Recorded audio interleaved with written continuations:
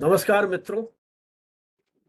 भारतीय विद्यापीठ और communication today के संयुक्त तत्वावधान में संचालित की जा रही इस वेबिनार श्रृंखला की 145वीं कड़ी में आप सभी का हार्दिक स्वागत, अभिनंदन।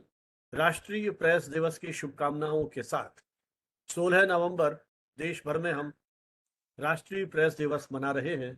आज यह 58वां राष्ट्रीय प्रेस दिवस है।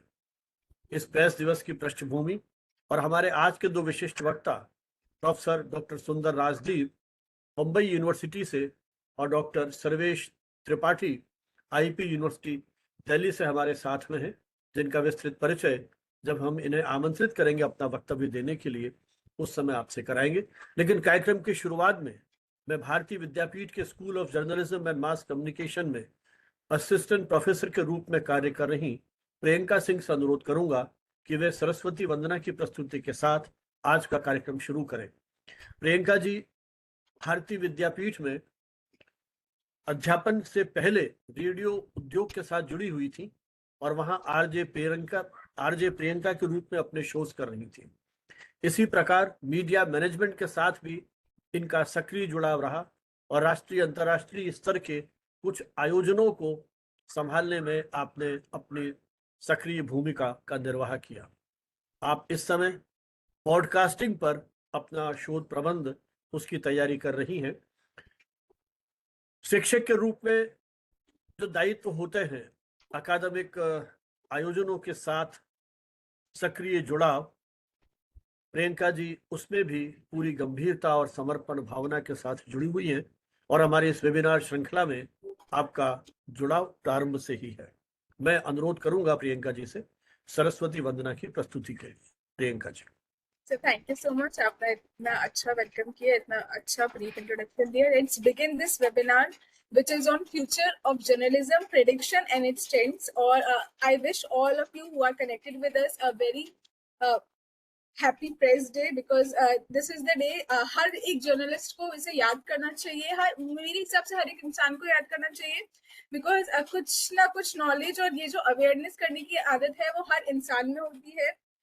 So let's begin this by remembering माँ सरस्वती. इतनी शक्ति हमें दे न दाता, मन का विश्वास कमजोर होना, हम चलने के रास्ते पे हमसे भूल कर भी कोई भूल होना. इतनी शक्ति हमें दे न दाता, मन का विश्वास कमजोर होना, हम चलने के रास्ते पे हमसे भूल कर भी कोई भूल होना. हम न सोचे हमें क्या मिला है, हम ये सोचे कि अब क्या है दर्पण, फूल खुशियों के बाटे सभी को, सबका जीवन ये बन जाए मधुबन. अपनी करुणा का जल तू बहा दे, कर दे पावन हर एक मन का कोना. हम चलने के रास्ते पे हमसे भूल कर भी कोई भूल होना, हम चलने के रास्ते पे हमसे भूल कर भी कोई भूल होना. So thank you so much. बहुत बहुत धन्यवाद प्रियंका जी। सभी का जीवन हो जाए मधुबन, सभी के जीवन में खुशहाली प्रसन्नता की अनुभूति का आह्वान आपकी इस प्रस्तुति के माध्यम से, और मन में एक विश्वास के साथ किसी प्रकार भी हम डिगे नहीं, अपनी जो उद्देश्य हैं, अपने जो लक्ष्य हैं, सतत साधना करते रहें.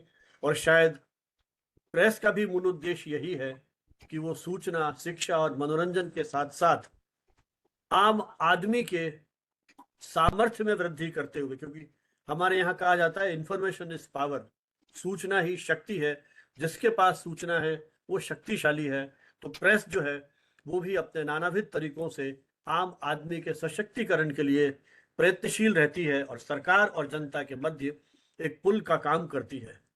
और जो दूसरी बात जो मैंने इनकी इस पंक्ति में महसूस की महत्वपूर्ण, कि भूल से भी भूल नहीं हो, तो शायद हम पत्रकारों के लिए ये बहुत बड़ा एक चुनौती है कि किसी भी खबर के प्रकाशन प्रसारण से पूर्व, जो हम कहते हैं ना कि किसी भी तथ्य को चेक एंड रीचेक जब तक नहीं हो, क्योंकि आपकी जरा सी भी गलती समाज के लिए, राष्ट्र के लिए, हमारे अंतर्राष्ट्रीय रिश्तों के लिए घातक हो सकते हैं। तो प्रेस दिवस के ऊपर आपकी ये प्रस्तुति निश्चय ही हम पत्रकार कर्मियों को, मीडिया कर्मियों के लिए भी एक तरह से आदर्श वाक्य के रूप में या अनुचिंतन करने के लिए महत्वपूर्ण संदर्भ है। आज हमारे साथ, जैसा मैंने शुरू में कहा, प्रोफेसर सुंदर राजदीप बम्बई यूनिवर्सिटी से और doctor Sarvesh Tripathi IP university से हैं। हमारे इस मंच पर पहली बार उनकी उपस्थिति हुई है। मैं उनकी जानकारी के लिए थोड़ी सी पृष्ठभूमि की चर्चा करूंगा। हमारे जो नियमित सहभागी हैं वो हमारी इस पूरी आयोजन श्रृंखला से परिचित हैं।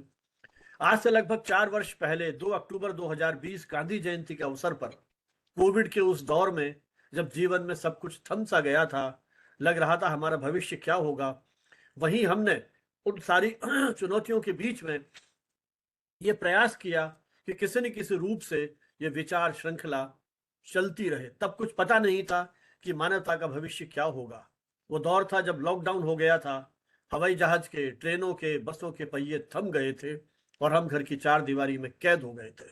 उस दौर में हमने इस नए विकल्प को अपनाया और देश भर के, बल्कि देश के बाहर के भी कुछ एक्सपर्ट्स हमारे साथ जुड़ते हैं और अब तक लगभग 350 पौने 400 के से अधिक विशेषज्ञ ज्ञान विज्ञान के विभिन्न अनुशासनों से हमारे साथ जुड़ गए, चाहे वो मीडिया के विभिन्न प्लेटफॉर्म्स हो, राजनीति हो, प्रशासन हो, फिल्म हो, ओटीटी प्लेटफॉर्म्स हैं, एनजीओज हैं, टीचर्स हैं, वाइस चांसलर्स हैं, विभिन्न क्षेत्रों के व्यक्ति हमारे साथ जुड़े और उन्होंने जो हमारे विषय है, जो मूल रूप से मीडिया से ही जुड़े रहे, उनके अलग अलग पक्षों पर हम सभी को वैचारिक दृष्टि से आलोकित किया है, मार्गदर्शित किया है।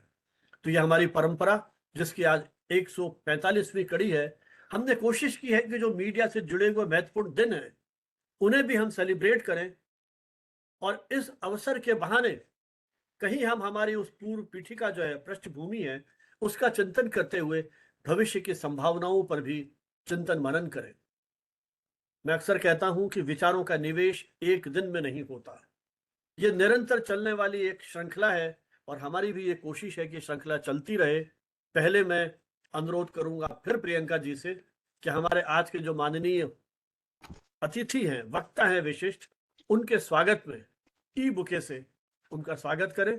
जैसे कि हमारी परंपरा होती है कि फिजिकल आयोजन होते हैं तो हम बुके भेंट करके अतिथियों का स्वागत करते हैं, गमले भेंट करते हैं, नए नए विकल्प आ गए हैं, तो इस आभासी मंच का उपयोग हम करते हैं इस ई बुके से आपका स्वागत, अभिनंदन करने का। प्रियंका जी।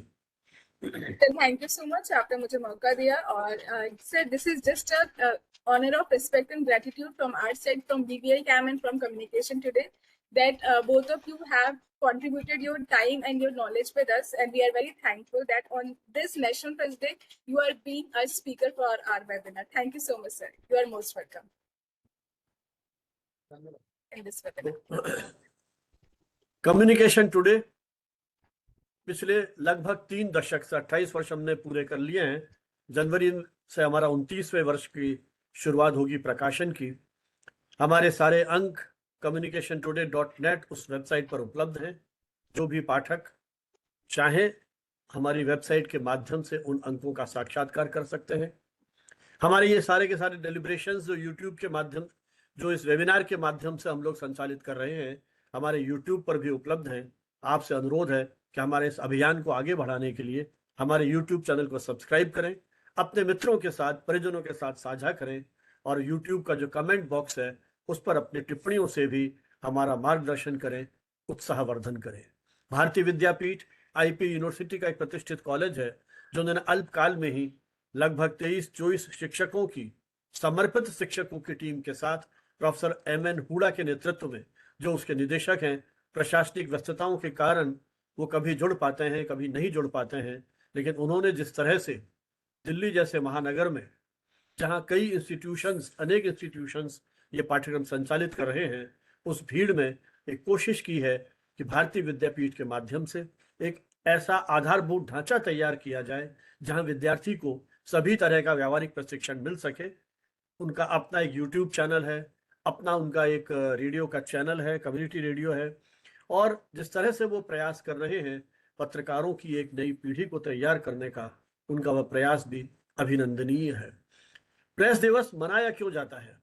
प्रेस दिवस मनाने के पीछे परंपरा है प्रेस काउंसिल की स्थापना। बहुत अधिक विस्तार से नहीं जाऊंगा, हम दोनों स्पीकर्स को सुनना चाहेंगे भविष्य की संभावनाओं को लेकर के, लेकिन फिर भी क्योंकि यूट्यूब के जो हमारे श्रोता हैं वो मीडिया और मीडिया से अलग भी हैं, दूसरे डिसिप्लिन से भी बहुत सारे मित्र जुड़ते हैं, उनकी जानकारी के लिए कि जब भारत में प्रेस कमीशन की स्थापना हुई थी पंडित नेहरू की पहल पर 1952 में, दो प्रेस कमीशन बने। 1952 में फर्स्ट प्रेस कमीशन और 78 में सेकंड प्रेस कमीशन। बाद में जब जनता पार्टी के समय बना था और 80 में जब सरकार बदल गई तो मिसेस गांधी वापस आई, तो फिर इस प्रेस कमीशन को रिकॉन्स्टिट्यूट किया गया और 84 में उसके, फिर 82 में उसके रिकमेंडेशंस आती हैं। तो हमारा मुख्य संदर्भ यहाँ फर्स्ट प्रेस कमीशन है, जिसने बहुत सारे रिकमेंडेशंस दी, और एक रिकमेंडेशन थी देश में पत्रकारिता की स्वतंत्रता को बनाए रखने के लिए और भविष्य की संभावनाओं पर विचार करने के लिए, पत्रकारिता के उच्च स्तरीय नैतिक मानदंडों को स्थापित करने के लिए प्रेस काउंसिल की स्थापना की जाए।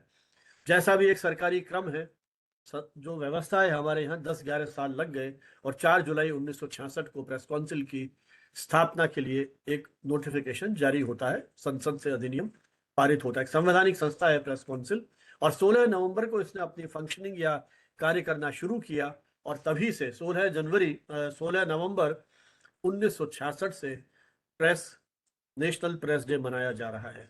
1975 में प्रेस काउंसिल को मृत्युदंड दिया गया, समाप्त कर दी गई, और बाद में जब जनता पार्टी फिर पावर में आती है, लाल कृष्ण आडवाणी सूचना प्रसारण मंत्री थे, उस समय प्रेस काउंसिल को पुनर्जीवित किया गया और प्रेस काउंसिल एक्ट 1978 आज अस्तित्व में है। तो ये एक नियमित प्रक्रिया है। प्रेस काउंसिल बाकायदा हर वर्ष आयोजन करती है, इनके बहुत सारे पब्लिकेशंस भी मेरे पास हैं, आपको अब तो वेबसाइट पर मिल जाएंगे। तो प्रेस काउंसिल की बहुत बड़ी भूमिका है। एक नैतिक प्रहरी के रूप में प्रेस काउंसिल ने मीडिया के क्षेत्र में, मीडिया मुझे नहीं कहना चाहिए, पत्रकारिता के क्षेत्र में, क्योंकि प्रेस काउंसिल का झुकाव या मुख्य जो उसका एक टारगेट एरिया है वो प्रिंट मीडिया है। कल परसों में पढ़ रहा था 37,000 कंप्लेंट प्रेस काउंसिल के पास आई है फ्रॉम 1979 टू 2024। तो आप देखिए, प्रेस के खिलाफ या उन अधिकारियों के खिलाफ जिन्होंने कहीं प्रेस की उस अभिव्यक्ति की स्वतंत्रता को, जो आर्टिकल 19(1) के तहत हमको मिली हुई है, कहीं किसी प्रकार से रोकने की कोशिश की।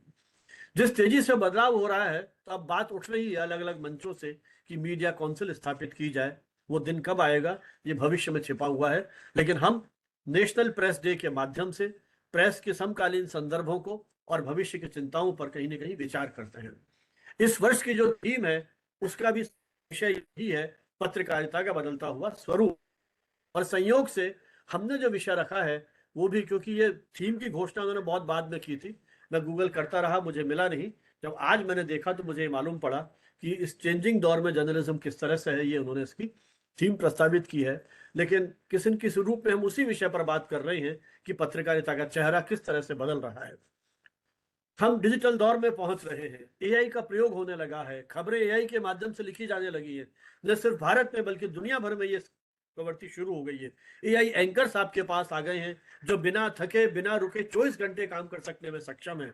आपको हमको एक कुछ घंटे काम करने के बाद आवश्यक रूप से आराम चाहिए, लेकिन ये तकनीक 24 घंटे आपकी सेवा में खड़ी हुई है।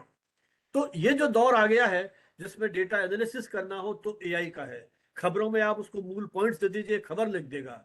बल्कि मैंने तो यहाँ तक पढ़ा है कि जो रॉयटर्स और जो बड़ी बड़ी एजेंसीज और न्यूज़पेपर्स हैं, उन्होंने ओलंपिक्स के समय डेटा एनालिसिस एआई के माध्यम से किया। तो हम इस तकनीकी दुनिया में पत्रकारिता का भविष्य क्या होगा, और मानवीय जो हस्तक्षेप है उसमें, या इसको मैं यूं कहूं कि मानवीय रचना धर्मिता, कल्पनाशीलता का उसमें क्या स्थान होगा। क्योंकि जब सब कुछ मशीनों पर आधारित हो जाएगा तो फिर मनुष्य क्या करेगा? क्या ऐसी खबरें, क्योंकि उसमें हृदय नहीं है आज की तारीख में, वो जो रोबोट जिस तरह से संचालित हो रहा है, जो आपने डेटा फीड किया है, यदि एडिटोरियल वो लिखने लग गए तो जो कुछ आपने उसमें फीड किया है उसी के आधार पर वो एडिटोरियल लिखे जाएंगे। धीरे धीरे खबरों का स्वरूप चेंज हो रहा है। कई पत्र पत्रिकाएं हैं जिसमें एआई आधारित चित्र छापे जा रहे हैं। एआई को आधार बना करके भविष्य की संभावनाओं को तलाशा जा रहा है। कुछ समय पहले मैंने एक अखबार में देखा, पूछा उन्होंने एआई से 100 साल बाद दिल्ली कैसी होगी, तो वो काली काली बिल्डिंग्स और उस तरह की बताया, आज के उस संदर्भ में अनुमान करके। तो ये जो दौर आ गया है, तो किस तरह से हम कंटेंट को तैयार करेंगे। हर व्यक्ति कंटेंट क्रिएटर हो रहा है। अब जो डिजिटल प्लेटफॉर्म है, एडिटोरियल कंट्रोल नहीं है उसके ऊपर, तो क्या ये जो फेक न्यूज़ की प्रवृत्ति जो बढ़ रही है वो कहाँ तक ले जाएगी, कितनी खबरें, भ्रामक खबरें हमारे यहाँ फैलने लगेंगी, और क्या एआई भी ये फेक न्यूज़ को कहीं कंट्रोल कर पाएगा। बहुत सारे ऐसे मुद्दे हैं जिन पे कहीं चर्चा की जानी चाहिए। हाइपर लोकल कवरेज, छोटी छोटी समस्याएं जो जीवन की हैं, क्या उन पर हमारा ध्यान जाएगा। वर्चुअल रियलिटी और ऑगमेंटेड रियलिटी, किस तरह से हमारे जो अखबार पढ़ने का अनुभव है उसे कैसे बदलेंगे, कैसे परिवर्तित करेंगे। सब्सक्रिप्शन बेस्ड जो हम इकोनॉमिक्स की बात करते हैं मीडिया की, वो दौर आने वाला है। जैसे मैं इस समय बंबई में हूँ, बहुत सारे अखबार, पहले तो मैं काफी जयपुर में पढ़ता था, 10-12 अखबार सब्सक्राइब करता था, लेकिन आजकल मैंने ऑनलाइन शुरू कर दिया है, क्योंकि अखबार का ऑनलाइन सब्सक्रिप्शन भी है। तो अब मुझे लग रहा है कि आने वाले दौर में शायद वो समय आएगा जब सब्सक्रिप्शन बेस्ड आपकी रीडरशिप होगी। लोग ऑनलाइन पे जाएंगे और वहीं से वो पढ़ करके, क्योंकि अखबार उनको पुराने भी आराम से मिल जाएंगे, उनका जो आर्काइव है उसमें वो सारे सारे अखबार पुराने मिल जाएंगे। तो हम किस तरह से इन सारी चीजों को कैसे डेटा एनालिसिस कर पाएंगे, कैसे डेटा जर्नलिज्म का दौर आगे आएगा, तो बहुत सारी चीजें हैं, लेकिन सबसे बड़ा उसमें जो योगदान होगा वो तकनीक का होगा। मैं देखता हूं कई बार आजकल व्हाट्सएप के ऊपर हमारे कई मित्र हिंदी अंग्रेजी अखबारों के एडिटोरियल्स जो हैं वो पेजेस हमारे साथ शेयर कर रहे हैं। तो क्या खबरें भी सब्जेक्ट बेस्ड हो जाएंगी। आप अगले दिन देखते हैं अमेरिका के राष्ट्रपति का चुनाव हुआ, अलग अलग अखबारों के हेडलाइंस किस तरह की थी, वो सारे आपको व्हाट्सएप पर मिल रहे हैं। इस तरह के व्यक्ति, इस तरह के ऐप आ गए हैं जो आपको इतनी सारी सुविधाएं दे रहे हैं, आप कंपैरिजन कर पा रहे हैं, और वो भी समय कितना, क्षण भर में ये चीजें हो रही हैं। तो आइए इन्हीं मुद्दों पर हम चर्चा करते हैं हमारे विशेषज्ञों से, क्योंकि आने वाले समय में मीडिया संस्थानों पर भी ये जिम्मेदारी होगी कि वो हमारे विद्यार्थियों को उन भविष्य के लिए तैयार कर पाए, उन भविष्य की चुनौतियों के लिए तैयार कर पाए, उनके करियर के लिए क्या संभावनाएं होंगी, उनके सामने किस तरह की चुनौतियां आएंगी, कैसे वो उस तकनीकी दौर में अपने आप को स्थापित कर पाएंगे। जिस तरीके से मीडिया संस्थान खुलते चले जा रहे हैं, मुझे लग रहा है वहां के जो शिक्षक हैं उन पर भी ये जिम्मेदारी आती है कि वो उस भविष्य के दौर के लिए उस पत्रकारों की पीढ़ी को तैयार करें। तो मैं सबसे पहले आमंत्रित करूंगा प्रोफेसर सुंदर राजदीप को अपनी बात कहने के लिए। जैसा मैंने शुरू में कहा, प्रोफेसर सुंदर राजदीप बॉम्बे यूनिवर्सिटी में पत्रकारिता विभाग के अध्यक्ष है। जनवरी 2006 में आपने बम्बई यूनिवर्सिटी में अपना जो टीचिंग है वो शुरू की थी। उसके पहले आप मीडिया के साथ जुड़े रहे। आपने बीएससी, पीएमसी और मास्टर्स इन जर्नलिज्म किया, रेडियो जॉकी का सर्टिफिकेट कोर्स किया, और कंप्यूटर्स में भी आपका एक्सपर्टीज है, उसका भी आपने डिप्लोमा किया। बॉम्बे यूनिवर्सिटी में पत्रकारिता शिक्षा को एक दिशा देने में आपकी बहुत बड़ी भूमिका रही है। आप वहाँ के बोर्ड ऑफ स्टडीज के अध्यक्ष रहे। बॉम्बे यूनिवर्सिटी के कई एफिलिएटेड कॉलेजेस के जो कोर्सेज हैं उनको संचालन करने में, उनको तैयार कराने में आपकी महत्वपूर्ण भूमिका रही है। बॉम्बे यूनिवर्सिटी की अनेक जो एडमिनिस्ट्रेटिव पोजीशंस हैं उसमें भी आप काम करते रहे हैं, और उसमें सबसे मुख्य है IQAC, उसके भी आप मेंबर के रूप में, जो एक आजकल एक नेक के लिए तो बहुत जरूरी हो गया है, तो IQAC के माध्यम से अपनी यूनिवर्सिटी को बहुत कुछ कंट्रीब्यूट कर रहे हैं। महाराष्ट्र की जो स्किल यूनिवर्सिटी है उसके साथ भी आपका एसोसिएशन है, और स्किल यूनिवर्सिटी के माध्यम से भी आप जो जर्नलिज्म कोर्सेज में जिस प्रकार के हम स्किल्स को डेवलप करने की बात कर रहे हैं उसमें भी आपका विशेष योगदान रहा है। देश के अनेक प्रमुख यूनिवर्सिटीज के साथ आपका जुड़ाव है। किट्स यूनिवर्सिटी भुवनेश्वर, उसके भी एडवाइजरी बोर्ड में आप काम कर चुके हैं या वहां से जुड़े हुए हैं। 10 से अधिक विद्यार्थियों ने आपके निर्देशन में अपनी PhD की उपाधि प्राप्त की है। अनेक संस्थाओं ने आपको पुरस्कृत किया है, एक बेस्ट टीचर के रूप में, एक्सीलेंट कम्युनिकेटर के रूप में, और PRCI public relations council of India, हमारे यहाँ दो प्रमुख एजेंसीज इंस्टीट्यूशंस हैं, PRCI और PRSI। संयोग से मेरा दोनों के साथ ही जुड़ाव है, और PRSI और PRCI के दोनों के नेशनल कन्वेंशन मैंने जयपुर में आयोजित किए थे, और अभी तो PRCI का मैंगलोर में नेशनल इंटरनेशनल कॉन्फ्रेंस थी, तो उस PRCI से भी आपको सम्मानित किया गया है। आपकी कुछ पुस्तकें भी आई हैं, उनमें corporate communication and public relations प्रमुख है, जो विशेष चर्चित रही है। इसके अलावा फीचर राइटिंग पर भी आपने एक पुस्तक लिखी है और एक एडिटेड बुक है, ऑल इन डिजिटल स्पेस। इसके अतिरिक्त इग्नू के जो लेसन्स हैं, इग्नू का जो कोर्सेज हैं पीआर के और जर्नलिज्म के, उसके लिए भी आपने लेसन राइटिंग की है और उनके एडिटोरियल बोर्ड से आपका जुड़ाव है। यूजीसी के जो स्वयं के पाठ्यक्रम हैं, उसमें भी आपने पीआर और कॉरपोरेट कम्युनिकेशन और इनसे जुड़े हुए विषयों पर कुछ वीडियो अपने रिकॉर्ड्स किए हैं। दुबई, मलेशिया, थाईलैंड आदि अनेक देशों की यात्राएं करने का आपको अवसर मिला है और वहां आयोजित अंतर्राष्ट्रीय सम्मेलनों में आपने सहभागिता की है। 40 से अधिक शोध पत्र अब तक आपके प्रकाशित हो चुके हैं। तो एक मल्टी डायमेंशनल व्यक्तित्व प्रोफेसर सुंदर राजदीप जी का, जिन्होंने न सिर्फ मीडिया शिक्षा के साथ बल्कि मीडिया के व्यावहारिक पक्षों को समझते हुए एक राष्ट्रीय अंतर्राष्ट्रीय स्तर पर उन सारे जो परिदृश्य है उसे कहीं देखा, समझा और महसूस किया है। संयोग से डॉक्टर राजदीप से मेरी बहुत पुरानी दोस्ती रही है। मुझे मौका मिला है उनके विश्वविद्यालय में 3-4 बार जाने का। बॉम्बे आने के बाद भी मुझे 1-2 बार आपके विभाग में जाने का मौका मिला, विद्यार्थियों से इंटरेक्ट करने का मौका मिला, आपके पीएचडी स्कॉलर्स के साथ संवाद करने का मौका मिला। तो बहुत समय से इच्छा थी कि राजदीप जी के साथ भी हम इस तरह का विचार विमर्श करें और संयोग से नेशनल प्रेस डे के ऊपर आज उनका हमें सौभाग्य मिला है सानिध्य का। मैं प्रोफेसर सुंदर राजदीप से अनुरोध करूंगा कि वे अपना वक्तव्य, अपने अनुभव इस विषय में हमारे साथ साझा करें। प्रोफेसर सुंदर Rajdeep. Thank you very much, sir. I'm really very much honored by the Communications Todays and Bharati Vidyapeeth, New Delhi, and Professor Bhanawat sir, Professor Huda sir, on the occasions of National Press Day and 145 national webinar under the media lecture series on the future of journalism, trends and predictions. So it is really a very good opportunity to speak or interact with the you all expertise. I will only focus on my presentations on the current trends of the Indian journalism. I will not touch to any kind of predictions because I'm not that much experts to talk on the predictions of the Indian journalism. But I definitely, what I teach, what I experience about the journalism, current practices of the journalism, that I would suggest over here. The current practices of Indian journalism is the alternative journalism. Why alternative journalism? Because they are detached from the mainstream journalism. And therefore, the alternative journalism is now leading from the marginal class or niche journalism sectors.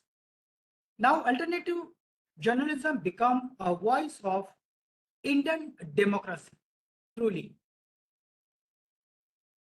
Here, alternative journalism in the age of corporate world, which is controlled by the media houses and so-called protagonistic news outlets.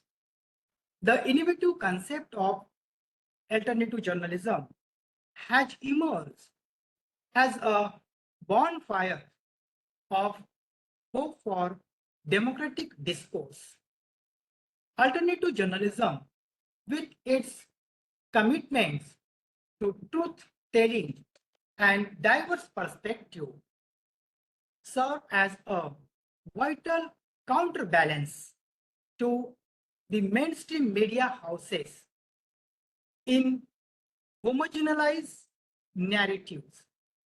Friends, I want to explore here the significance of alternative journalism as a voice of Indian democracy.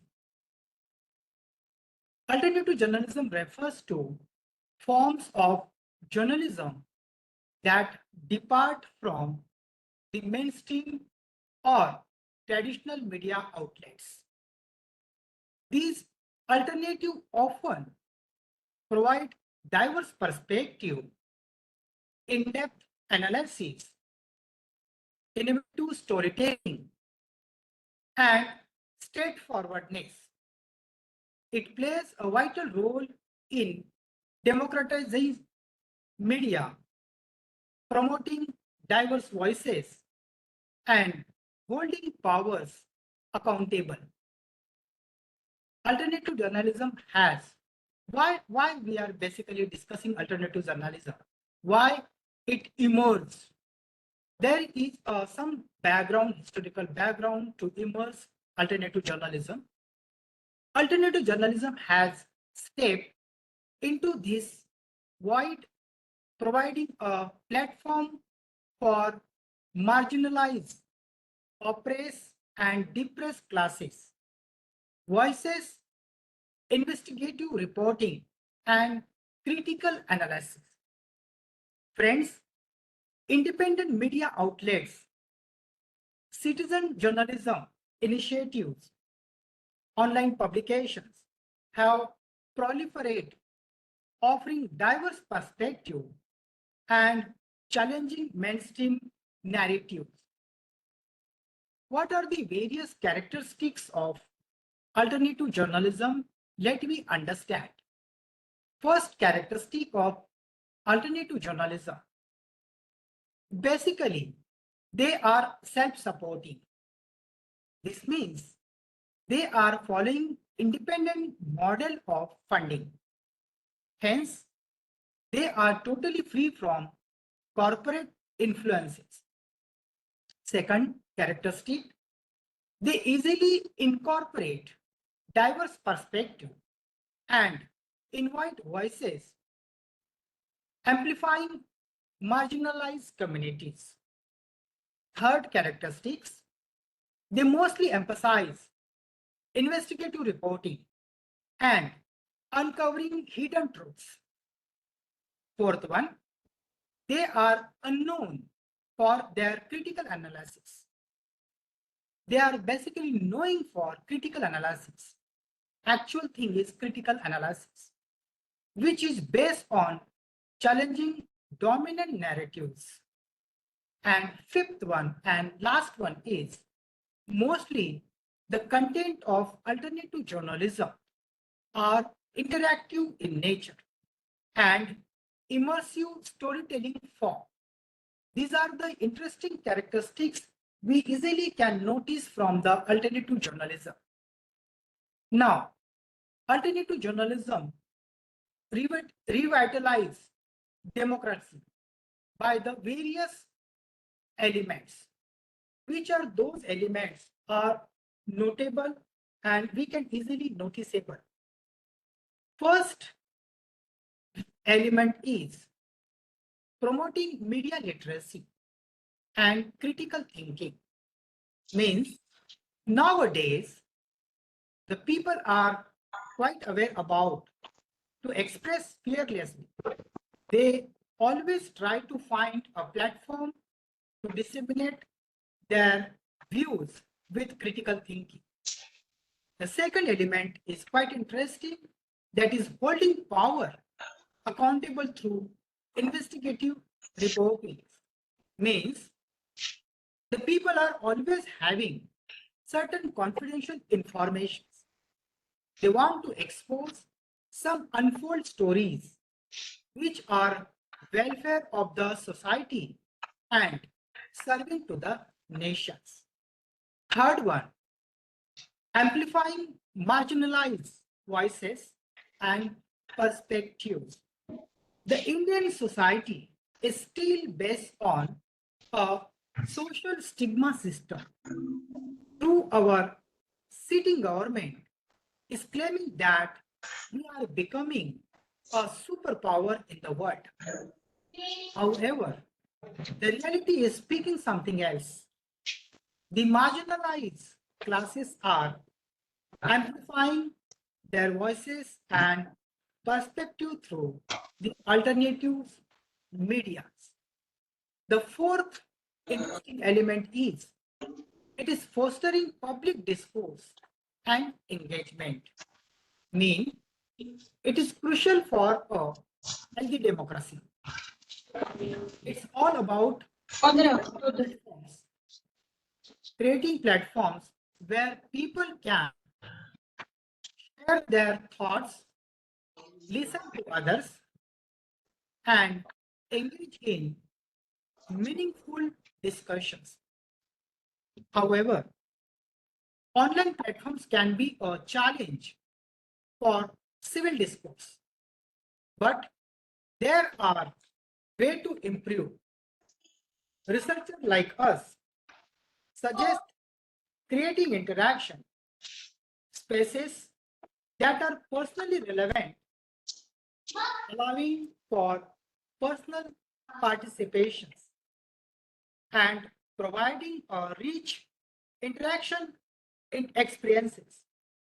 Strategies like modernizing or moderating discussion, providing guidelines, and encouraging anonymities can also help. The fifth elements of revitalizing of democracy through the alternative journalism is providing a platform for dissenting opinions. Means basically it is crucial in fostering a healthy democracy and ensuring that all voices are heard. In the legal context, dissenting opinion plays a vital role in shaping legal precedent and promoting critical thinkings by allowing judges to express their disagreement with majority opinions. Dissenting opinions providing an alternative perspective, highlighting potential flaws in the majority decisions. Here are facing some challenges in the context of corporate world or corporate journalism. The alternative journalism is countering the mainstream media. Therefore, they are facing some challenges. First challenges is facing that fundings and sustainabilities. Many alternative media have stopped their publications or broadcasting or telecasting. Or in case of digital media or digitized media, which comes under the category of alternative journalism, they have also stopped because of the lack of funding facilities to them or financial supports to them. Second challenges are facing, that is credibility and trust in a crowded media landscape. They have specific challenges to face. How to prove themselves, how they are highly credentialed and trustworthy. The third one is regulatory and censorship hurdles, because the alternative media are facing various norms and guidelines issued by the government, sometimes time to times the private players who regulate them. So these are some interesting challenges they are facing, and some opportunities are also there. The opportunities for the alternative journalism. The first opportunities for the alternative journalism is digital platforms. They are using digital platforms that enabling global reach and accessibilities. Means digital platforms have revolutionized the way that we share information, connect with others, and access various resources. By leveraging digital platforms, can also bridge geographical divides, promote global understanding, and create a more inclusive and connected world. The second opportunity is collaborative model fostering networks journalism. In collaborative model in journalism enable multiple organizations or individuals to work together, share expertise, and audiences. This network approach strengthens journalism impacts its influences on the masses, their reach, and sustainability. By embracing collaborative models, journalism can increase its impact, their reach, and credibility, ultimately strengthening our own democracy. Third opportunities we can see over here, increase demand of alternative perspectives. Mean it reflects a growing desire for diverse viewpoints and challenging dominant narratives.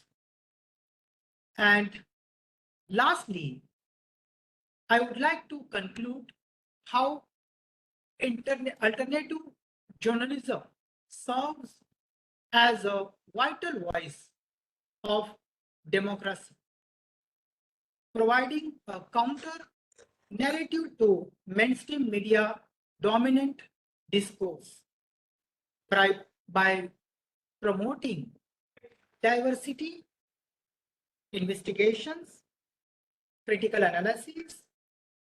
Alternative journalism empowers citizens, holds power accountable, and revitalize democratic discourses. As we navigate the complexities of digital age, supporting alternative journalism is crucial for healthy, informed, and engaged citizenry. So that's all from my side. This is the current trends. We are handling alternative journalism, the small newspapers or small television channels or radio broadcast channels. They are taking care of information sharing or disseminations of information among the masses. They are becoming the regular voices of the marginal class. So these are from my side. Thank you very much, Dr. Bhanawat sir and Dr. Huda sir. Thank you very much. बहुत बहुत आभार भाई राजदीप जी।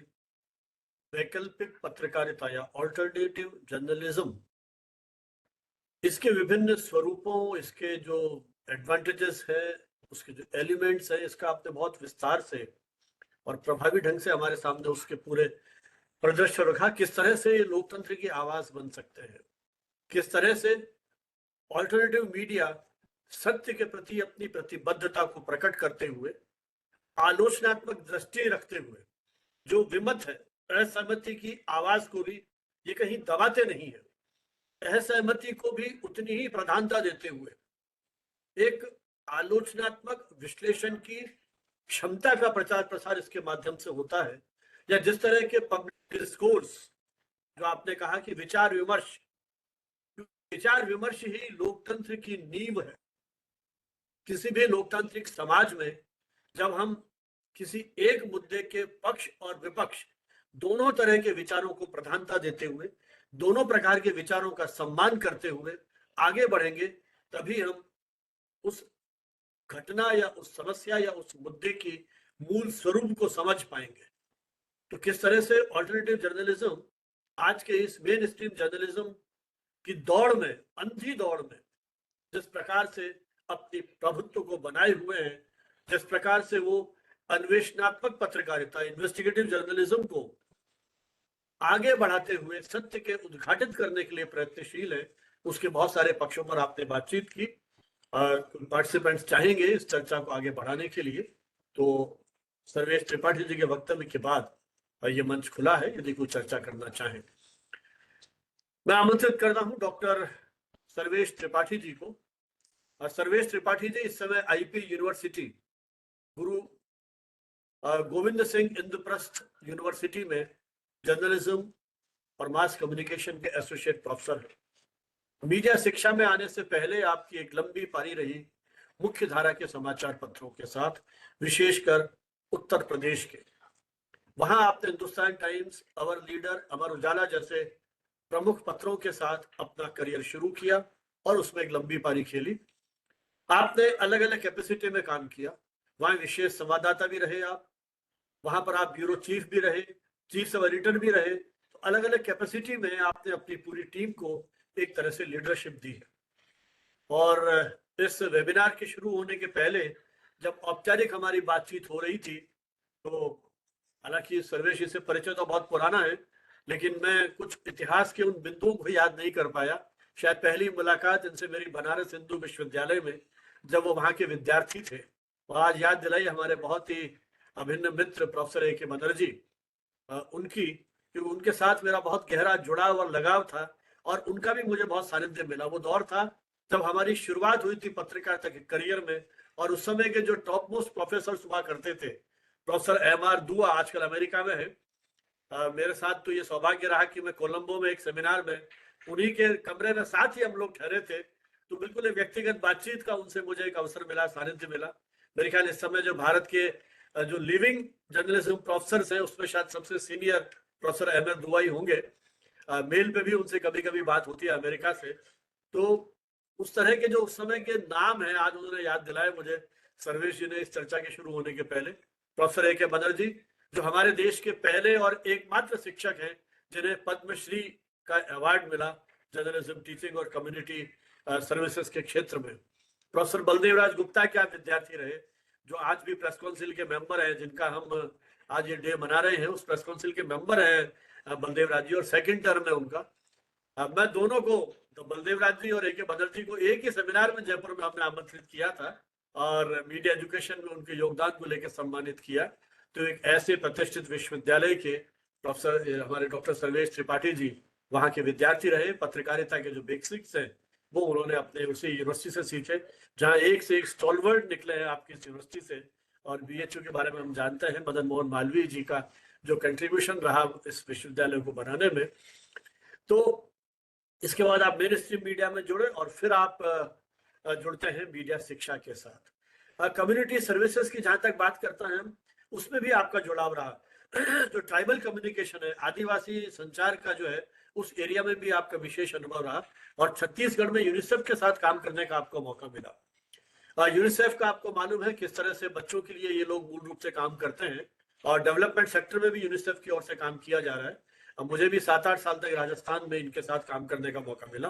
तो UNICEF के साथ रहते हुए सर्वेश त्रिपाठी जी ने ग्रामीण इलाकों में जो पत्रकारों की प्रशिक्षण है और चाइल्ड राइट्स, बाल अधिकारों के बारे में उनको सेंसिटाइज करने की बात है, संवेदनशीलता जागृत करने की बात है, उस दिशा में भी आपने वर्षों तक काम किया है। तो पत्रकार के माध्यम से, पत्रकार शिक्षक के माध्यम से आपने भी उन वंचितों के लिए, जिनकी बात अभी राजदीप जी ने भी की थी कि किस तरह से ऑल्टरनेटिव जर्नलिज्म उनकी आवाज को बुलंद कर रही है, तो उस वंचितों की आवाज के ध्वजवाहक बनने की दिशा में भी भाई सर्वेश जी का महत्वपूर्ण योगदान है। और इस समय जो आपके मुख्य एरिया है टीचिंग के, वो चूंकि अखबारों में आपने लंबे समय तक काम किया, तो प्रिंट जर्नलिज्म तो आप पढ़ा ही रहे हैं, फीचर लेखन पढ़ाते हैं आप, और एडिटोरियल जो पूरी डेस्क है उसके बारे में जानकारी देते हैं, ग्रामीण विकास और आदिवासी समस्याओं के बारे में। और छत्तीसगढ़ और वो जो क्षेत्र है उसमें तो नक्सलाइट्स का भी काफी इम्पैक्ट है, तो नक्सलवाद प्रभावित क्षेत्रों में भी आपने काम किया है और वहाँ की उन चुनौतियों और वहाँ की उन जो यथार्थ उनकी स्थितियां हैं उनको लेकर के भी आप नियमित रूप से लिखते रहे हैं। तो ये जो आपका पत्रकारिता और मीडिया शिक्षण का विविध अनुभव है, लगभग पिछले 2.5 दशक से आप इन सब से जुड़े हुए हैं, तो हम चाहेंगे कि आज की इस पत्रकारिता को देखते हुए आप किस तरह से भावी स्वरूप को देखते हैं एक पत्रकार और मीडिया शिक्षक के रूप में, भाई सर्वेश जी। बहुत बहुत धन्यवाद सर।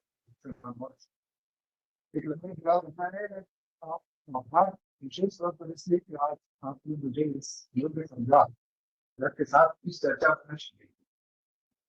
आभार भारतीय विद्या भवन का, आभार प्रियंका सिंह का, जिन्होंने संचालित जो कर रही है पता की बात।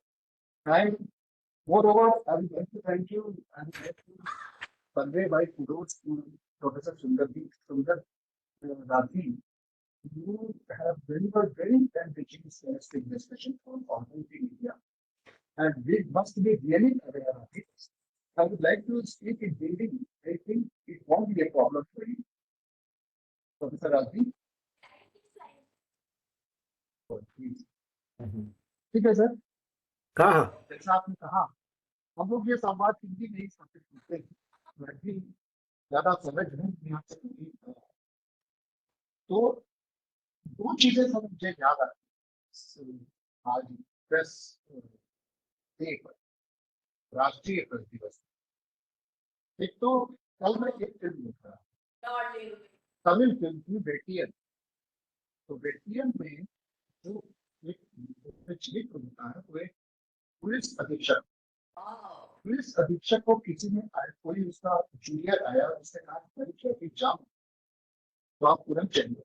और वो जो बातें तेज आवाज में करते हैं, उसकी पत्नी अंदर एक रिकॉर्डिंग कर रही थी, यूट्यूब की रिकॉर्डिंग कर रहा है।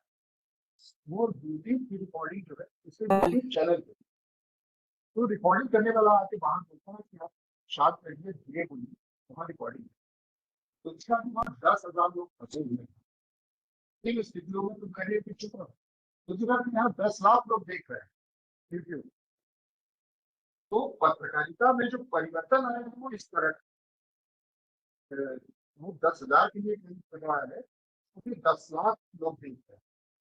इस पर मैं विस्तार से इसमें बातचीत किया जाए। दो समाचार बहुत महत्वपूर्ण है कि जो मैं आपके समक्ष रखना चाहूँ। एक तो ये है कि एक प्राइवेट मेंबर बिल, और मैं थोड़ा सा इसको पढ़ देता हूँ। प्राइवेट मेंबर बिल पेश करने की बात आई। The private members bill that seeks to provide for establishment of an independent authority for the regulation and licensing of media services in the country has been cleared for consideration by DGS।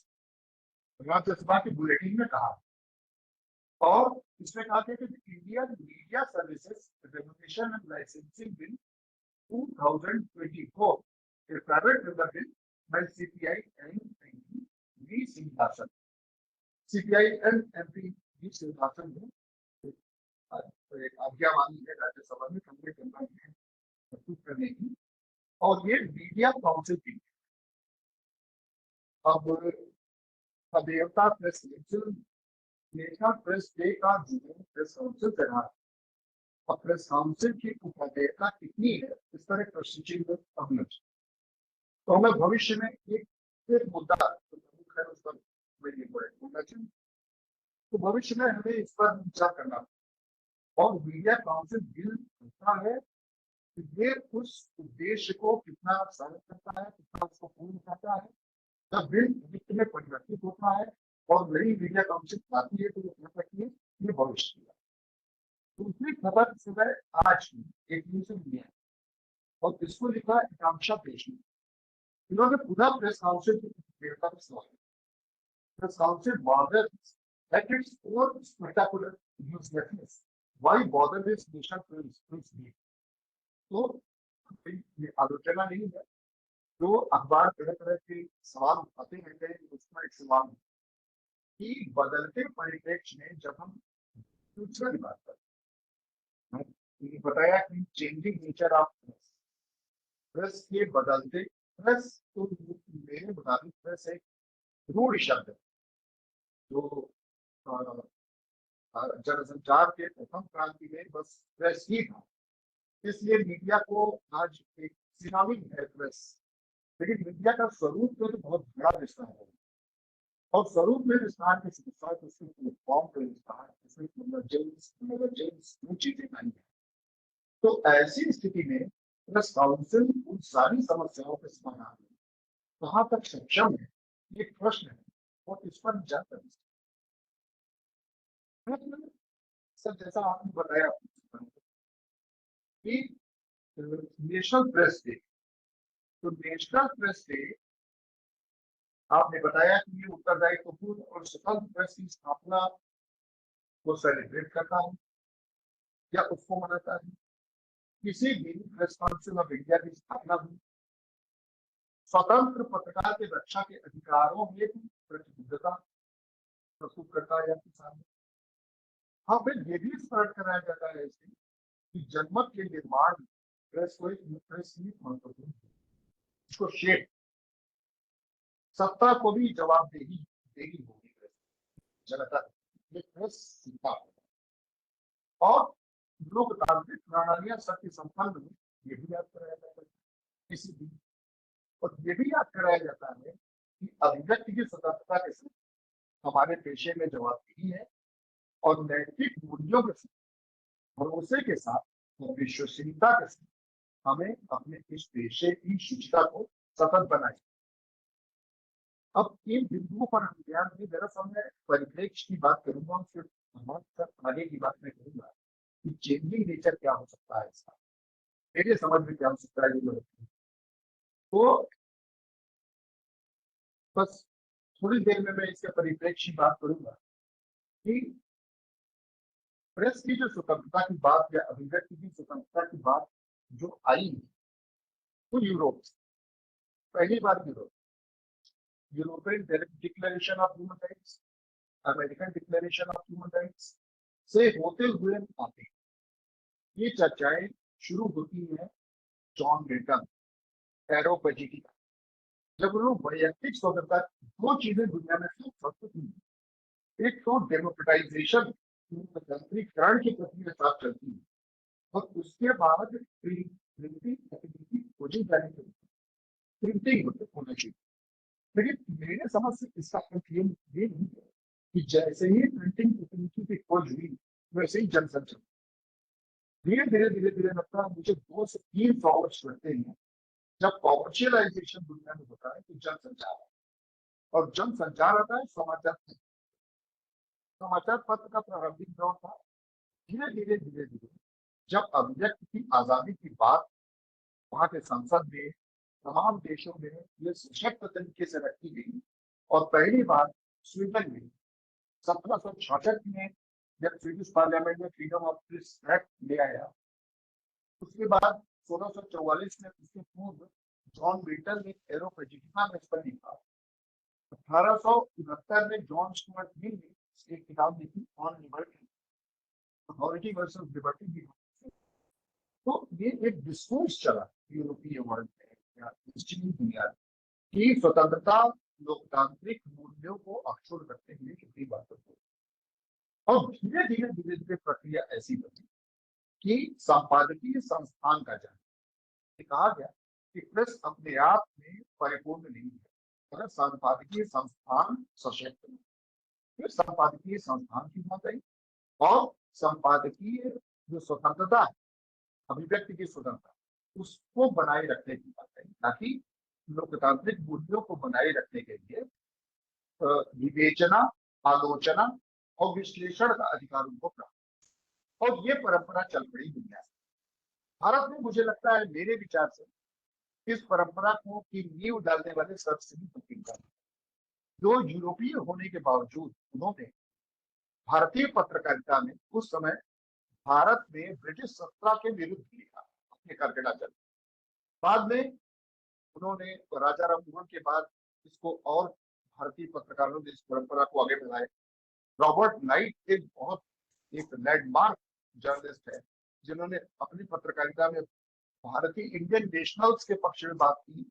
बाद में Benjamin आता है, Benjamin उन्होंने बात की, तो ये संपादकीय संस्थान मजबूती से बना। और आप सब बेहतर जानते हैं कि स्वतंत्रता के प्राप्त के बाद हमारा संपादकीय संस्थान कितना मजबूत था। एक्सप्रेस और तमाम ऐसे समाचार पत्र भारत के थे जो कि, एक दो चीजें हुई। एक तो भाषाई पत्रकारिता बहुत मजबूत, अपनी इंटेग्रिटी में नैतिक मूल्यों के साथ। दूसरे, संपादकीय संस्थान मजबूत हुआ, ऐसी हमारी सत्ता रही जिसे प्रोत्साहित किया। प्रेस काउंसिल में समय समय पर प्रेस कमीशन में ऐसी नीति आई कि बूंदे बूंदे मोती भिड़ना का सिद्धांत स्थापित रहे। अनेक जो समाचार पत्र हैं, अनेक आवाजें हैं, वो समाचार पत्रों के सामने इसे के माध्यम से सामने आ सकें। इसीलिए समाचार पत्रों को व्यापक आर्थिक सहयोग, उन्हें अन्य तरह का सहयोग देने की बात आई प्रेस काउंसिल में, और दिया भी गया। प्रेस काउंसिल में ये भी बात आई कि इस पर किसी कॉर्पोरेट का या किसी व्यावसायिक उद्योग व्यवसाय का प्रभुत्व इसमें न होने के, उसके लिए प्रेस काउंसिल ने कुछ उपाय सुझाए, लेकिन उन उपायों पर कोई बहुत सकारात्मक कार्रवाई आगे नहीं की गई। हाँ, कुछ चीजें अच्छी हुई जैसे प्रेस काउंसिल की स्थापना, लेकिन अब प्रेस काउंसिल पर भी एक समय समय पर देखिए स्थितियां बदलती हैं, तो प्रेस काउंसिल की उपादेयता, उसका जो उपयोग है वो कितना रह गया है, ये भी एक इस पर सवालों के दायरे में खड़ा होता है। तो अगली चीज आती है पत्रकारिता के बदले स्वरूप। स्वरूप बहुत तेजी से बदला। पत्रकारिता और भाषाएं हर जगह। भारत में पत्रकारिता की जब शुरुआत होती है तो आपको स्मरण होगा कि पत्रिकाओं की पत्रकारिता बहुत समृद्ध, अखबारों के साथ साथ पत्रिकाओं की पत्रिका, Dharmayug, Illustrated Weekly of India, साप्ताहिक हिंदुस्तान इत्यादि पत्रिकाएं। और मुझे बचपन का अपने याद है कि बचपन में मैं बनारस से एक अखबार प्रकाशित होता था, आज ने एक परंपरा की स्थापना की, बाबूराव विश्वभारती से शुरू। तो आज में मैं देखता था कि रविवार के दिन बाल जगत भी आता है, बालकों के लिए, महिलाओं के। एक डाइवर्जेंस था उन अखबारों में कि सबके लिए कोई न कोई प्रस्तुति थी। धर्मयुग के अंतिम 2 पेज जो होते थे पृष्ठ, वो बाल जगत है। उसमें आबिद तुर्की के कार्टून आते थे बच्चों के लिए बटे विभिन्न वर्गों के लिए।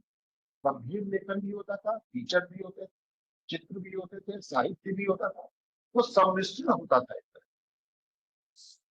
जो बहुत बड़ा आज अंतर आया है, एक तो पत्रिकाओं का लोप हो गया, ऐसी पत्रिकाएं जनप्रिय पत्रिकाओं का धीरे धीरे लोप होता गया है, और निश एरिया की पत्रिकाएं अब जो चल रही है, B2B पत्रिकाएं, वो चल।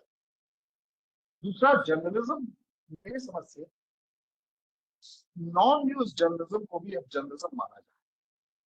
जैसे कोई अगर क्यूसाइन पर लिखता है, क्यूजीन पर लिखता है, हेल्थ पर लिखता है, योग पर लिखता है, फिल्मों पर लिखता है, जर्नलिज्म का एक बहुत बड़ा हिस्सा वो भी बना।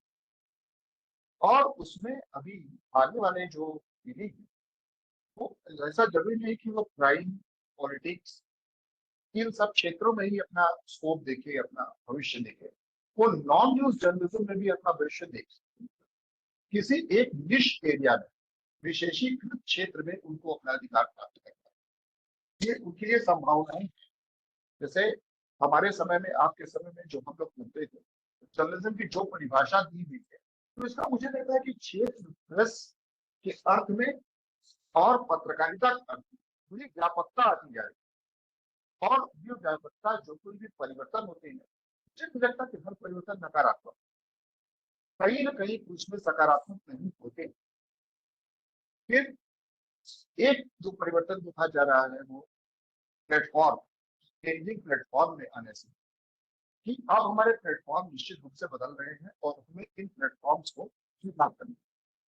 अभी सर आपने ही कहा कि आप बहुत लोगों से संपर्क विमर्श स्थापित कर पाते हैं इस मीडिया के द्वारा, तो यही मीडिया का इस्तेमाल अब होगा पत्रकारिता। अब इस मीडिया के माध्यम से मैंने आपको बताया, फिल्म का उदाहरण दिया।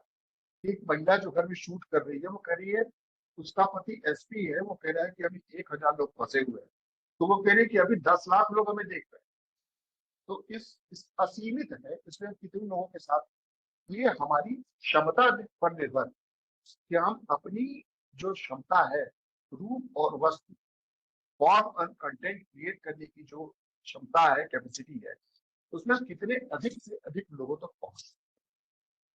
मुख्य धारा की पत्रकारिता अगर हम जो प्लेटफॉर्म पर बात करें तो उसमें हम ये कहेंगे कि एक नई शब्दावली आ रही है, फिल्टर बबल। तो तदनुरूप हमें उस पर काम करना है। अगर किसी राजनीतिक सामाजिक विचारों की बात करें, फिर हम अब भी मानते हैं कि हमारे कुछ समाचार पत्र आज भी ऐसे हैं जो तमाम तरह की विचारधाराओं को ओपिनियन पर रहता है, तो तमाम तरह की विचारधाराओं को स्थान देते हैं। एक्सप्रेस में आज भी देखा जाता है कि दक्षिणपंथी, वामपंथी सभी लोगों को एक कहने के लिए ही सही लेकिन एक स्थान दिया जाता है। लेकिन इस नए प्लेटफॉर्म पर ऐसे विचारों का कोई स्थान नहीं। इसमें फिल्टर बबल है, एक नई प्रवृत्ति देखी जा रही है। अगर जो रवीश कुमार के अनुयायी हैं वो उन्हीं के साथ रहेंगे, उन्हीं को देखेंगे। जो अन्य सरकार के पक्ष में जो यूट्यूब चैनल्स हैं उनके अनुयायी वही देखेंगे, उन्हीं को देखेंगे, और जो एल्गोरिथम आएगा उसी तरह के यूट्यूब चैनल्स को उनको सजेस्ट करते हैं। तो ये एक नई स्थिति है। आपको अगर आप यूट्यूब पर कोई इस तरह के पत्रकारिता कर रहे हैं तो आपको एक स्टैंड देना कि आप किधर है।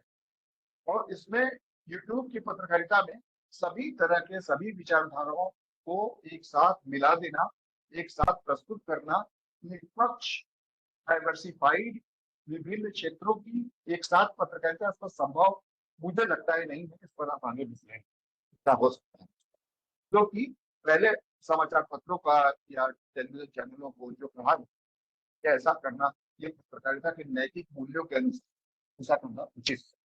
तो इस नई पत्रकारिता में एक फिल्टर हो। दूसरी चीज मुझे लगती है कि जो डाइवर्सिटी थी पत्रकारिता में, जो अभी जैसे मैंने कहा कि वो तो पास्ट की अतीत की चीज हो गई। अब पत्रकारिता जो आपके सामने जो पैकेज आ रहा है उसमें डाइवर्सिटी नहीं, या तो वो निश विशेषीकृत क्षेत्र की पत्रकारिता है। जैसे ट्रैवल पर कोई काम कर रहा है तो उसको ट्रैवल, खाने पीने की चीजों पर काम कर रहा है तो वो देखें। जिसके राजनीतिक संवाद है, एक विशेष दल से जुड़े संवाद है, उससे जुड़े हुए लोग उसको देखते हैं। तो ये धीरे धीरे मुझे लगता है कि डाइवर्सिफिकेशन इसमें खत्म हो रहा है प्लेटफॉर्म शिफ्ट की वजह से। और एक महत्वपूर्ण चीज जो आज देखी जा रही है कि हमारी जो मुख्यधारा की मीडिया है, मुख्यधारा की उसमें बाजार का प्रभाव बहुत ज्यादा है। अभी हाल के वर्षों में बहुत सारे मर्जर्स और एक्विजिशन पे प्रेस काउंसिल की मंशा तो ये रही, प्रेस कमीशन की पहले, कि बाजार का प्रभाव जनमाध्यमों पर न हो। उसने ऐसे रिकमेंडेशंस भी दिए थे कि कुछ प्रतिशत से अधिक व्यवसाय और उद्योगों की भागीदारी मीडिया में न हो, और मीडिया ओनर्स की भागीदारी कुछ प्रतिशत से अधिक व्यवसाय और उद्योगों में। लेकिन ये एक अतीत की बात है, ये क्रियान्वित कभी नहीं हो पाया। तो जाहिर है कि बाजार की भागीदारी है, और बाजार की भागीदारी तो इसके देखें या तो हम शोक बनाए कि नहीं मीडिया में यह बुरा हो गया, वह बुरा हो गया, मीडिया खराब हो गया, या हम अन्य माध्यमों की तरफ देखें। तो हमारा जो जैसे राजदीप जी ने कहा कि अल्टरनेटिव मीडिया है, हम इसकी तरफ देखें। मैंने कल देखा कि पैरवा में आज भी लोग कहते हैं खोजी पत्रकारिता समाप्त।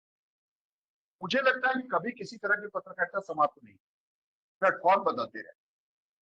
जब इलेक्ट्रॉनिक मीडिया आने लगा तो लोगों ने कहा प्रिंट मीडिया समाप्त हो गया, और आश्चर्यजनक रूप से देखा गया 90 के दशक में कि प्रिंट मीडिया के प्रसार संख्या में अभूतपूर्व वृद्धि। प्रिंट मीडिया अब तक भारत में जहाँ गांव तक, एकदम अंदर के क्षेत्रों तक, जहां पर अभी इंटरनेट की एक्सेस नहीं है, रीच नहीं है, वहां प्रिंट मीडिया अभी आज भी मैं देखता हूँ। और मैं सच बता रहा हूँ आपसे, देखता हूँ कि मेट्रो में आवागमन करते हुए मैं देखता हूँ कि नई पीढ़ी के लोग भी अखबार लेकर पढ़ते हैं। तो मुझे लगता है कि नए माध्यम के आने से कोई पुराना माध्यम समाप्त नहीं। टेलीविजन का माध्यम अभी चल रहा है, लेकिन नए माध्यमों का प्रसार प्रचार, उसकी उपदेयता ज्यादा। ये हो सकता है कि लोग उस पर भी शिफ्ट करें या धीरे धीरे शिफ्ट करें। तो बाजार का जो प्रभाव है वो बाजार का प्रभाव तो रहेगा। मैंने आपसे कहा था कि मैंने कारवा में देखा, लोग कहते हैं इन्वेस्टिगेटिव खोजी पत्रकारिता खत्म हो गई, तो कारवा में एक लेख मैंने लिखा। और आप बताइए कि ये अब ये लेख है, इसका शीर्षक है, एक मिनट मैं देखा, हाँ, इसका शीर्षक है, ये बहुत अनुसंधान पूर्ण लेख है। एक मिनट, ये हमारी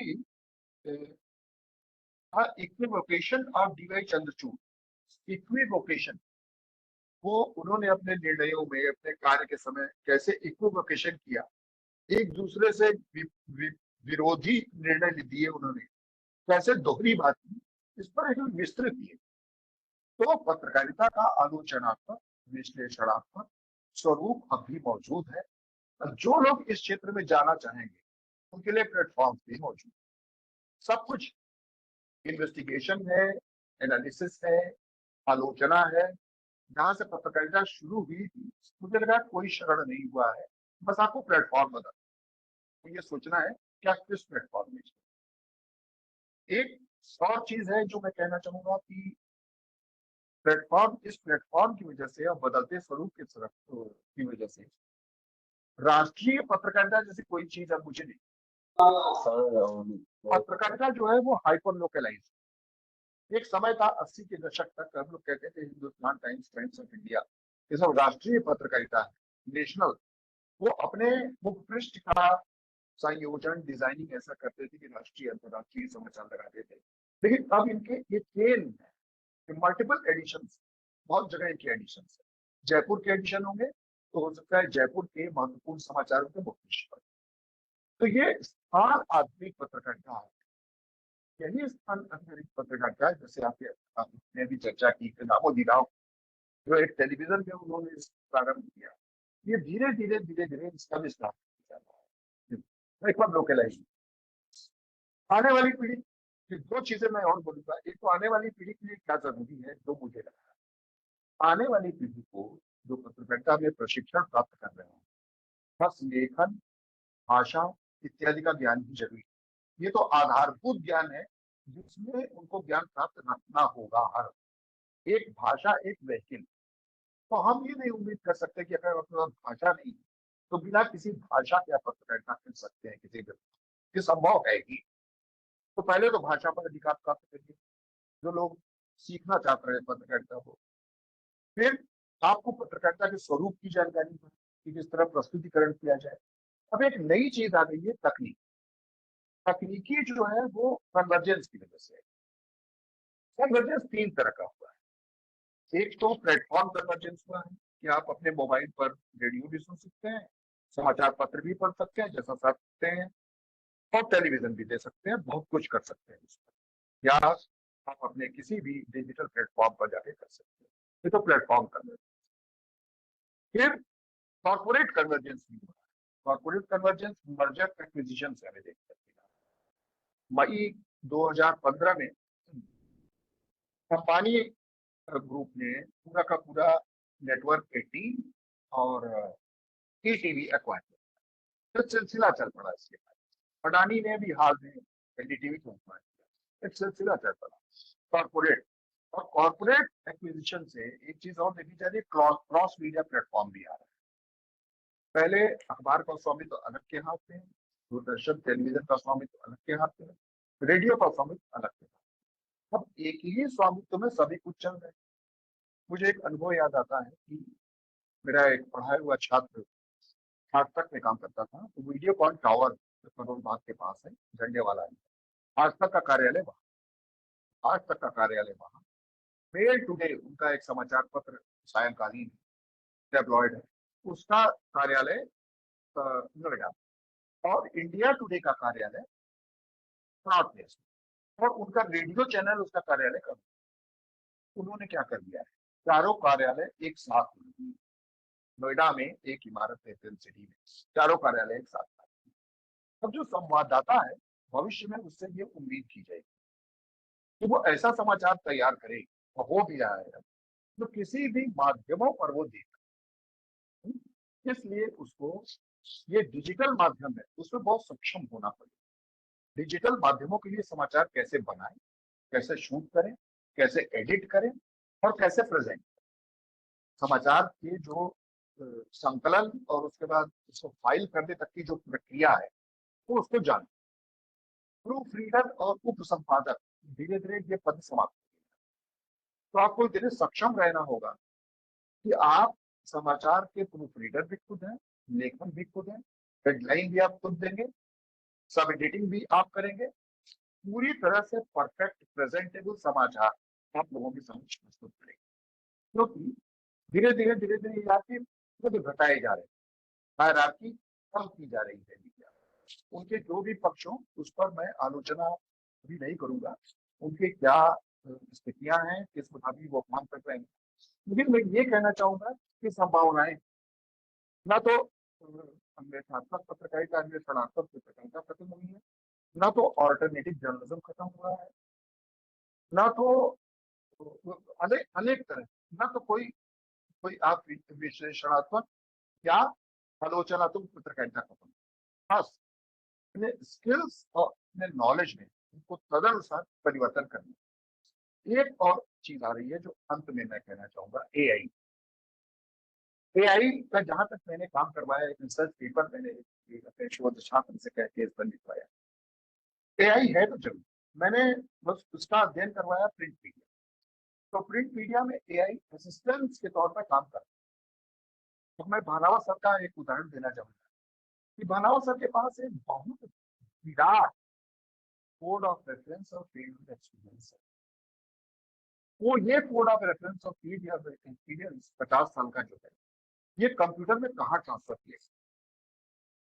भानावा सर अपने अनुभव के आधार पर परिप्रेक्ष्य से पता नहीं किस समय उनको 40 साल पुरानी कौन सी बात याद आ जाएगा और उनके लेखन में वो शामिल, ये कंप्यूटर कैसे। तो जो विश्लेषण, जो आलोचना, जो अभिव्यक्ति ह्यूमन ब्रेन की है वो एआई कभी नहीं।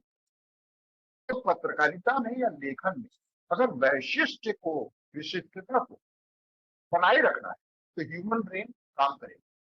देखिए प्रतियोगिता बढ़ रही है, तो अगर सभी एआई पर निर्भर, मैंने फिर कहा एआई असिस्टेंट के तौर पर काम कर सकता है, लेकिन एआई सब कुछ करेगा ये संभव नहीं। एक नया प्रयोग है, बहुत विमर्श होता है उस पर, बहुत लोग इसको लेके तरह तरह की बात करते हैं, क्रोध होना भी चाहिए, लेकिन अंत में अगर पत्रकारिता को या लेखन को जीवित रखना, एक कथाकार जो उसकी कल्पना है वो एआई में कैसे आ सकती है।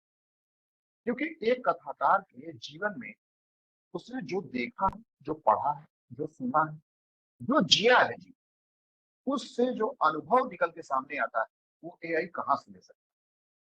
अब मैं एक बात कहना चाहूंगा, विशेष संवाददाता जैसे संसद की रिपोर्टिंग कई तरह से की जाती है। एक तो की जाती है कि रेगुलर रिपोर्टिंग, जो स्टार्ट अनस्टार्ट बिल आए, उसको आज किसने क्या डिस्कशन किया। लेकिन संसद में एक हमारे असिस्टेंट एडिटर या एडिटर लेवल के विशेष संसदीय संवाददाता होते हैं, पार्लियामेंट्री करेस्पॉन्डेंट, जो बहुत ऊंचा होता है, तो बहुत अनुभवी। तो उनका अनुभव इतना होता है कि उन्होंने पिछले 30 वर्ष में, 40 वर्ष में अनेक पार्टियों का परिवर्तन देखा, दल बदल देखे, पार्टियों की आइडियोलॉजी का परिवर्तन देखा, अनेक जीवित और दिवंगत राजनेताओं से उनकी बातचीत रही है। उस अनुभव का जो निचोड़ वो अपने लेख में लिखते हैं वो एआई कहाँ से करता है। एआई से पत्रकारिता को असिस्टेंस मिलेगा, हो सकता है कुछ पद कम किए जा सके उससे, लेकिन पत्रकारिता या लेखन समाप्त हो जाएगा एआई की वजह से, या उसमें मानवीय हस्तक्षेप समाप्त हो जाएगा, ये बिल्कुल ठीक है। मैंने संक्षेप में अपनी सब बातें कह दी। पुनः आभार सर आपका और भारतीय विद्या भवन का, प्रियमता का, और इन्हीं बातों के साथ बैठेगा।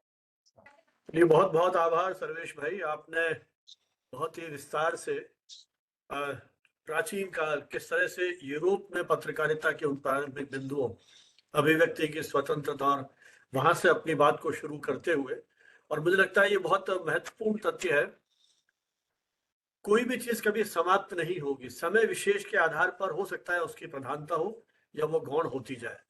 ये व्यक्ति की क्षमता है, उसकी विचार क्षमता है, उसकी कल्पनाशीलता है, शोध भी रहेगा, अनुसंधान भी रहेगा, अन्वेषण भी रहेगा, विवेचना भी होगी, विश्लेषण भी होगा, सब कुछ होगा, लेकिन समय के संदर्भ में प्लेटफॉर्म्स बदलते रहेंगे और वो प्लेटफॉर्म्स अपनी उसकी जो प्रकृति है उसके अनुरूप उन सारी चीजों को आगे बढ़ाते रहेंगे, क्योंकि समय जो है वो परिवर्तनशील है। जैसा आपने कहा कि एआई आज सोच नहीं सकता है, लेकिन मुझे लगता है शायद अगले 10-15 साल में, बल्कि शायद 10-15 साल में नहीं देखना पड़ेगा, वो एआई सोचने भी लगेगा, है ना। वो एक फिल्म आई थी ना उसकी, जिसमें वो एआई, उस शायद वो थी ऐश्वर्या राय उस फिल्म में, वो हीरोइन से भी प्रेम करने लग जाता है। हाँ सर एक तो रोबोट मूवी आई थी। हाँ, रोबोट ही हाँ। थी शायद उसका नाम। तो जी, ऐश्वर्या राय अभी की रोबोट। कुछ समय पहले मैंने पढ़ा था कि शायद सियोल में एक कंप्यूटर ने आत्महत्या कर ली, इस रोबोट ने आत्महत्या कर ली, क्योंकि काम के दबाव में था। हो सकता है वो कोई तकनीकी समस्या हो, लेकिन मैं ये अनुमान लगा रहा हूं कि जो चीज हम सोच नहीं पा रहे हैं वो चीजें घटित हो रही हैं। तो आश्चर्य नहीं है कि आने वाले समय में, ये अभी मैंने कुछ दिन पहले खबर पढ़ी कि ऐसे चश्मे आ गए हैं कि वो मैंने चश्मा लगा रखा है, सर्वेश जी ने भी वो चश्मा लगा रखा है, तो जैसे ही मैंने सर्वेश जी की ओर देखा तो गूगल पे मुझे उनकी पूरी पृष्ठभूमि मिल जाएगी कि वो कहाँ काम करते हैं, क्या है, और सर्वेश जी मेरे बारे में जान लेंगे। तो आप बताइए हम जा कहाँ रहे हैं। सूचनाओं का जो अंबार है ना। चुनौती विचार की है, मैं सहमत हूं आपसे, लेकिन ये समय समय जाएगा कहाँ, कहाँ ले जाएगा नहीं पता। और मैं भाग्यशाली इस रूप में मानता हूँ नई पीढ़ी के मुकाबले कि हमने वो पूरा दृश्य देखा है, कैसे एक एक टेलीफोन के लिए घंटों, मतलब वर्षों तक हम इंतजार बिल्कुल। करते थे। स्कूटर बुकिंग के लिए पुलिस की लाठियां खाते थे। 7-8 साल तक।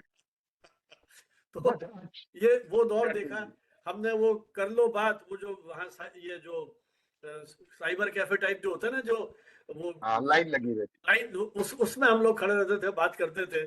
तो ये एक ट्रंक कॉल के लिए घंटों वेट करते थे। आज दुनिया के किसी कोने में आप संवाद कर लीजिए। तो ये दौर मुझे लगता है रोबोट भी ऐसा आ जाएगा जिसमें शायद संवेदना होगी। आप देखिए अंतरिक्ष में सुनीता विलियम्स आज इतने दिन हो गए हैं, आप खाना भी भेज रहे हो, कपड़े भी भेज रहे हो, संवाद भी कर रहे हो, ये है ना। कल अंतरिक्ष टूरिज्म की बात हम कर रहे हैं, शायद कल्पना कभी नहीं की होगी, है ना। मैंने तो कम से कम नहीं सोचा था कि हवाई यात्रा इतनी कर लेंगे। पहली बार 84 में जब यात्रा की थी तो यूनिवर्सिटी से मिलने वाला फर्स्ट क्लास का टिकट और अपना मिला करके ये सोच के कि शायद ये पहली और अंतिम होगा। लेकिन आज कितनी सुविधाएं लोगों को हो गई है। चुनौतियां भी हैं, लेकिन वो आपने सही कहा कि अभी तक तो कम से कम जो मनुष्य का चिंतन है, वो उसकी जो क्षमता है वो कहीं ना कहीं, और तकनीक फ्रेंडली तो हमें होना ही पड़ेगा। लेकिन सर्वेश जी मुझे लगता है कि इस तकनीक ने, ये यूजर फ्रेंडली है, वो आपको आगे से आगे बताते चलते हैं, अब ये कीजिए, अब ये कीजिए, अब ये कीजिए। तो थोड़ी सी ट्रेनिंग से मैंने कहा कि वो असिस्टेंस जरूर करेगा, असिस्टेंस में हाँ बहुत आसानी हो जाएगी, करेगा बिल्कुल। बहुत।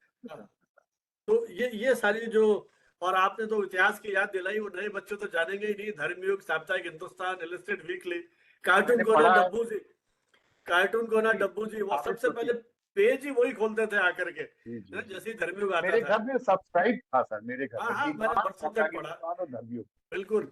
वो अमिताभ बच्चन का एक फीचर छपा था, पुष्पा भारती, धर्मवीर भारती की जी, पत्नी, जी। तो उन्होंने लिखा था, बिल्कुल भगवान बना दिया था उन्होंने। और उसका जो इंट्रो था वो मुझे अभी तक कहीं मस्तिष्क में है, जिस तरह से उनको लिखा था। तो साहब उनके फीचर्स और जिस तरह के आर्टिकल्स थे, तो मैं तो कई बार कहता हूँ कि जब धर्मयुग आता था हम छिपा लेते थे तकिए के नीचे, जी, जी, बिल्कुल मेरे घर में भी यही होता था। है ना, ताकि सबसे हाँ, पहले हम पढ़ेंगे। अब भी पत्रिकाएं छिपा लेते हैं, कहीं बच्चों के हाथ नहीं पड़ जाए। स्थितियां हाँ। वही है, संदर्भ बदल गए। स्थापित कितने कथाकार और कवि तो वहीं से स्थापित हुए थे सर। बिल्कुल बिल्कुल। जैसे मन्नू भंडारी, राजेंद्र हाँ यादव हाँ हाँ। और साप्ताहिक शिवानी। हिंदुस्तान तो सीरियल के सीरियल छापता, वो पूरा धारावाहिक जी, छाप रहा है, उपन्यास धारावाहिक छापते थे और पूरा अंक मुझे याद है, विमल मित्र का मैं पूरा का पूरा छपा उसमें, इस तरह जी, के। जी, बिल्कुल बिल्कुल याद है मुझे। वो तो वो तो दौर ही मेरे ख्याल चला गया है अब। जी, लेकिन चलिए, बहुत सारे संस्मरण है, ये तो मुझे लगता है कि अपन उस दौर की घंटों बातें कर सकते हैं, और वो स्मृतियां आज भी गुदगुदाती हैं किसी न किसी तरीके से। लेकिन इसके पहले कि अपन चर्चा के लिए ये बात सत्र शुरू करें, मैं एक बार फिर अनुरोध करूंगा प्रियंका जी से कि हमारे आज के विशिष्ट वक्ताओं को स्मृति के रूप में ई सर्टिफिकेट और ई मोमेंटो, ताकि हमारे इस वेबिनार और इस चर्चा की यादगार हमेशा बनी रहे, भेंट करें। और ये आपको शीघ्र हम वेबसाइट, इस पे व्हाट्सएप पर भेज देंगे। अभी ऑनलाइन हम आपको ये भेंट कर रहे हैं। प्रियंका जी। जी sir thank you so much, आपने मुझे मौका दिया कि हमारे आज के जो प्रोमिनेंट पर्सनालिटीज हैं, प्रोमिनेंट स्पीकर्स हैं, professor Sundar sir and professor and doctor Sarvesh Tripathi sir, this is just from our side honor of respect and gratitude. Sir, you have shared your valuable time, you have shared your valuable inputs, you have shared your information, thoughts. So thank you so much, sir. This is all from our side. चलिए, बहुत बहुत आभार। और अब ये सत्र चर्चा के लिए खुला है। कोई भी मित्र कोई टिप्पणी, कोई ऑब्जर्वेशन हो, संक्षेप में अपना वीडियो ऑन करें, अपना परिचय दें और सवाल पूछ सकते हैं। कोई मित्र हो तो हैंड रेस करें, ताकि, क्योंकि मैं देख रहा हूं अभी हमारे इसमें 54 पार्टिसिपेंट्स हैं। जयवीर सिंह जी जी सर, तो कुछ मैसेजेस चैट बॉक्स में ड्रॉप्ड हैं सर। अच्छा अच्छा अच्छा, जी मैं एक बार रीड कर देती हूँ। हरप्रीत हाँ हाँ कौर हाँ। का मैसेज है, in recent time AI provides every type of information, most of the people get ideas from AI, even most of the students are using AI. My question is, can AI replace a teacher? No, no, never, never. Every teacher and I guess every student can relate this. AI can never replace the teacher because वो thoughts, वो ideas, वो pedagogy की जिस तरीके से एक teacher पढ़ाता है, वो चीजें, वो आइडियाज, वो क्रिएटिविटी, वो एग्जांपल्स एआई लेकर नहीं आ सकता, वो कनेक्ट एआई बिल्ड नहीं कर सकता। अगर मैं मतलब मुझे ऐसा लगता है, अगर मैं अभी भी सुनूंगी तो I prefer to listen anchor instead of AI anchor. So I guess अब मेरा इसमें सर थोड़ा सा आप सबमिशन लोग भी ये, बताइए। हाँ मेरा सबमिशन ये है राजदीप जी, जी बिल्कुल। कि टीचर रिप्लेस तो शायद नहीं होगा, वो मान सकते हैं, लेकिन टीचर की भूमिका भी बदल गई है। अब टीचर इंफॉर्मेशन शेयरिंग का काम नहीं करेगा। यदि उसको इंफॉर्मेशन देनी है तो वो तो मेरे पास एक क्लिक पर मौजूद है। अब जो बात बार बार आपने भी बात की थी क्रिटिकल थिंकिंग की, सर्वेश भाई ने भी बात की थी क्रिटिकल थिंकिंग की, आलोचना की, अन्वेषण की, आवश्यकता उस चीज की है यदि शिक्षक अपनी तैयारी नहीं करके आएगा, यदि वो उस विचार के साथ, क्योंकि डेटा तो सबके पास है, यदि वो भी एआई से ही पढ़ के पढ़ा रहा है, वो भी गूगल से ही पढ़ के पढ़ा रहा है, तो क्लासेस में अटेंडेंस नहीं होगी, ये मान के चलिए। अभी कुछ दिन पहले मैंने पढ़ा है कि एक स्टेटमेंट था एजुकेशनिस्ट का, कि आने वाले समय में विश्वविद्यालय इरिलेवेंट हो जाएंगे और केवल शोध के केंद्र होंगे, है ना। क्योंकि अब विद्यार्थी जो अपने प्रोजेक्ट्स बना रहा है, मेरे तो कई विद्यार्थी इस समय पढ़ा रहे हैं, आपके भी पढ़ा रहे होंगे, तो मैं निराला नहीं हूँ, वो आपके जो प्रोजेक्ट लेकर के आते हैं वो सब एआई बेस्ड है। बिल्कुल। तो आप बताइए, है ना। अब जब उनसे आप कहते हैं एक्सप्रेस करें तो वो नहीं कर पाते हैं। तो गाइडेंस के रूप में जो टीचर की भूमिका होगी, अभी तो मुझे लग रहा है कि हम उसे चमत्कार के रूप में देख रहे हैं इन सारी चीजों को, है ना। क्योंकि जिस तरह से नई नई चीज आ रही है तो ये एक चमत्कार है हमारे लिए और हम उसको यूज कर रहे हैं। अल्टीमेटली एक सीमा के बाद वो ह्यूमन ब्रेन जिसकी बात आप दोनों ने कही वही काम करेगा, लेकिन टीचर की भूमिका भी निश्चित रूप से बदलनी पड़ेगी। और केवल सूचना देने के लिए शिक्षक नहीं होगा, उसे जर्नल्स पढ़ने पड़ेंगे, उसे ओरिजिनल बुक्स पढ़नी पड़ेंगी और उसे कहीं अपने क्लास टीचिंग में भी परिवर्तन करना पड़ेगा। मैं तो कई बार कहता हूँ, ये जो पढ़ाते ना इससे स्लाइड से, अब वो जो वहां लिखा हुआ है स्लाइड में वही आप पढ़ रहे हो, तो साहब पढ़ना तो हमको भी आता है, हम ही पढ़ लेंगे, आप चुप हो जाओ, क्या 2-2 मिनट में दिखा दीजिए। तो आप कम्युनिकेट कैसे करते हैं, किस तरह से चीजों को कोरिलेट करते हैं, वहाँ टीचर की भूमिका हो, टीचर की जो है ना? भूमिका है वो फैसिलिटेटर की ज्यादा, हाँ, तो वो वही फैसिलिटेट नॉलेज। बिल्कुल। और एनईपी में भी और ये बात की गई है हमारे कि आप क्रिटिकल थिंकिंग को प्रमोट कीजिए जी सर। प्राइमरी क्लासेस से, है ना। उसको उसके लिए तो हाँ बहुत अपडेट होना पड़ेगा। और वैसे भी बिल्कुल जो हमारे यूजीसी या हमारे केंद्र सरकार चाहती है एनईपी में कि 40% पाठ्यक्रम में तो टीचर की जरूरत नहीं है, वो मूक्स और ऑनलाइन से बच्चे लेंगे, ऐसी मंशा है। हाँ हाँ। तो ऐसे टीचर का उपयोग धीरे धीरे कम तो किया जा रहा है, बाकी बच्चे अपना स्वयं प्लेटफॉर्म से, इस प्लेटफॉर्म से पढ़ें, ये इसका मंशा है सरकार की। इसका असर आने वाले समय में होगा सर्वेश जी। जी अभी जी मैंने जी पिछले बिल्कुल। सेमिनार में भी, इस वेबिनार में जिक्र किया था, अभी कुछ दिन हाँ पहले खबर पढ़ी थी मैंने कि फिलीपींस, अपन ने मीडिया लिटरेसी की बात की अभी, फिलीपींस में मोबाइल बैन कर दिया गया है कि उन्होंने देखा है कि हाँ बच्चों की हाँ, एजुकेशनल परफॉर्मेंस पे इसी पर ये असर आ रहा है। समाचार है। हाँ हम आपके सारे एफडीपी है वो ऑनलाइन हो गए सारे के सारे। हाँ हाँ। तब जब तक आप फिजिकल बात नहीं करेंगे, एक दूसरे के साथ इंटरेक्शन नहीं होगा, आप देखिए ना, आप अभी मेरा तक एक भी ये कहना सवाल कि नहीं जब आया। जब हम कम्युनिकेशन संप्रेषण पढ़ते हैं संचार में, तो बताया जाता है कि सबसे प्रभावशाली इफेक्टिव जो संचार है वो face to face interpersonal communication. तो हम इसको कैसे नकार सकते हैं? हाँ, टीचर से नकारा इंटरेक्शन, नहीं जा सकता। क्लास में बच्चों के साथ इंटरेक्शन है ना। तो ये सवाल किनका, हरदीप जी का था, तो वो संतुष्ट हैं इस जवाब से या कुछ और कहना चाहते हैं? चाहती हैं? हरप्रीत कौर जी का था ये हाँ, सवाल। हरप्रीत जी कुछ कहना चाहती हैं आप? और मुझे लगता है जयवीर जी ये को जो कुछ सवाल कहना है, पूछा, I अपना guess। परिचय भी दें, वो कहाँ से हैं और क्या कर रहे हैं। वो स्टूडेंट है, टीचर है, जर्नलिस्ट है, कुछ पता ही नहीं पड़ता है हमें। जयवीर जी तो खैर आप हमारे हाँ, जयवीर जी तो हमारे रेगुलर हैं, पूना के रिसर्चर हैं और बहुत ही इंटरेस्ट के साथ हमारे इस वेबिनार्स में जुड़ते हैं। हाँ जयवीर जी, आप कहिए क्या कह रहे हैं।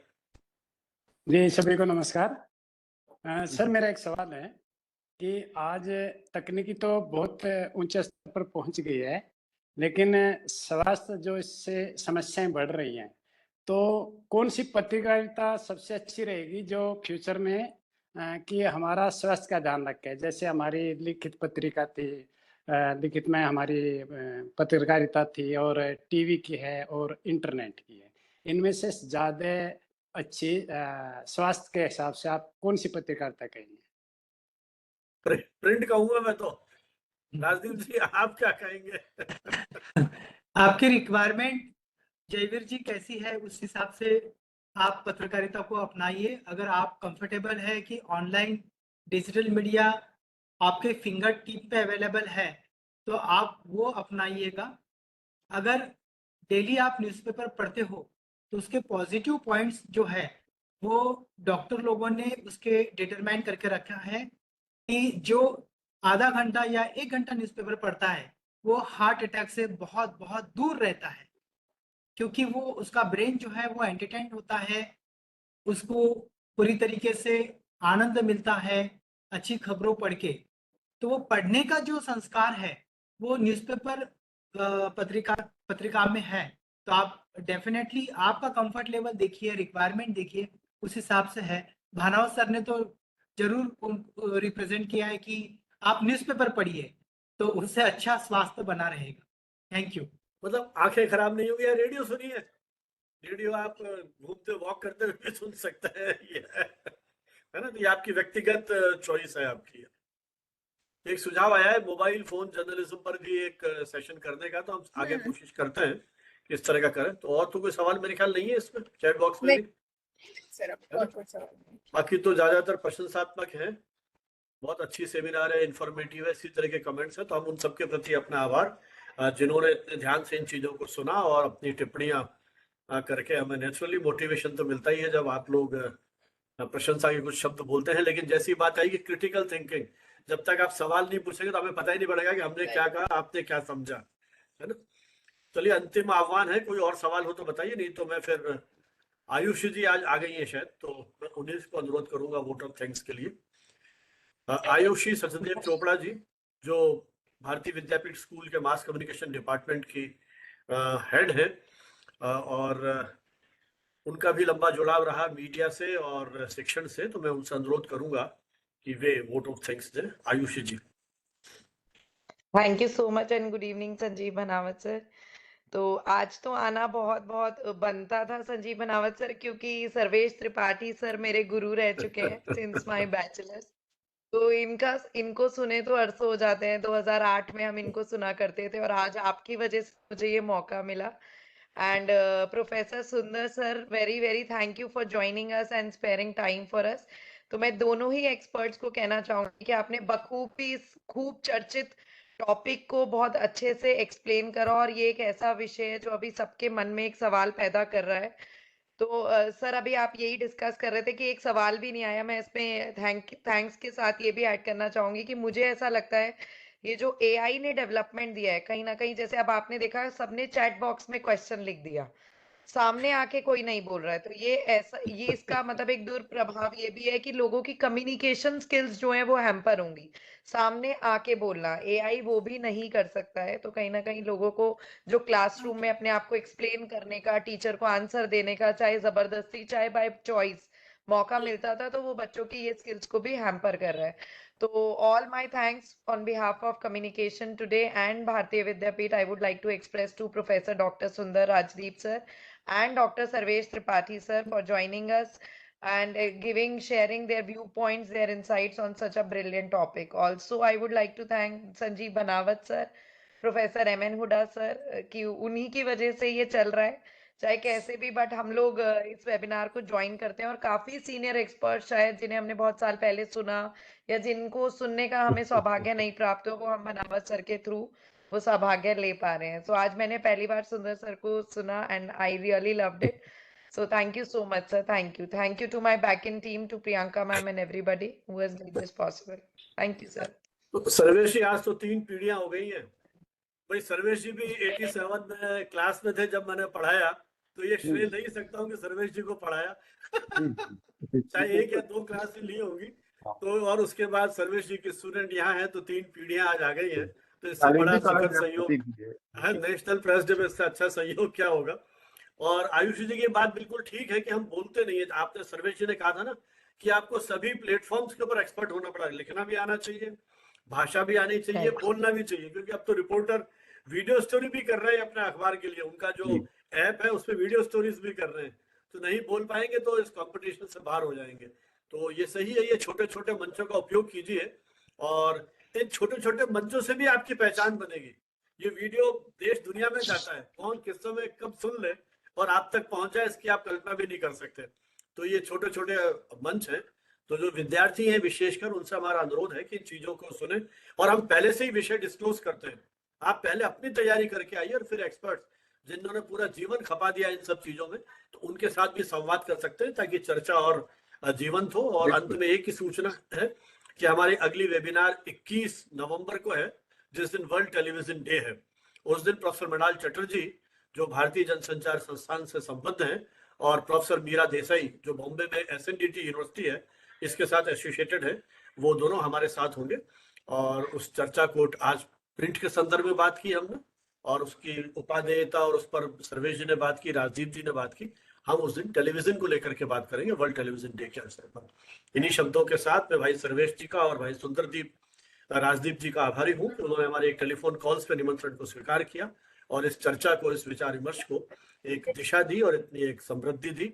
और हमारी पूरी टीम तो हमारे खुद के ही, हम सब लोग तो होस्ट ही है, लेकिन फिर भी जो सहयोग मुझे भारतीय विद्यापीठ की पूरे शिक्षकों की टीम से मिल रहा है, जो स्नेह सम्मान आप सभी ने दिया है, बहुत बहुत आभार, धन्यवाद.